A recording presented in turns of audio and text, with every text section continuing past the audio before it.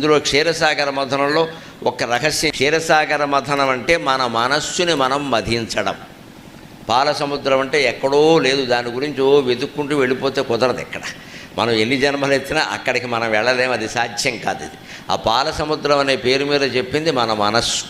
దాన్ని మధించడం అంటే మన ఆలోచనల్ని మనమే విచక్షణతో విమర్శతో ఆలోచించడం, ఏది మంచి ఏది చెడ్డ.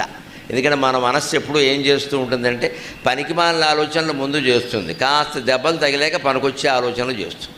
2 వ్యాపారాలు పెట్టి కుదేలు అయిపోయాక మూడోసారి నోరు మూసుకుని ఉద్యోగం చేసుకుంటాడు. ముందే ఉద్యోగం చేసుకోరంటే ఉద్యోగం చేసి ఏమొస్తుంది ఇక్కడ అంటాడు. ఏం రావాలే, కడుపు నొప్పి ఇదో అంటాడు. ఇక్కడ 2 దెబ్బలు తగిలి మొత్తం అప్పులు పాలయ్యాక మన నాన్న చెప్పాడు చేసుకోమని అని మొదలెడతాడు. పనికిమాలిన ఆలోచనలు ముందు వస్తాయి, పనికొచ్చే ఆలోచన తర్వాత వస్తుంది. అందుకే క్షీరసాగర మథనంలో శనిదేవత ముందు పుట్టింది, లక్ష్మీదేవి తర్వాత పుట్టింది.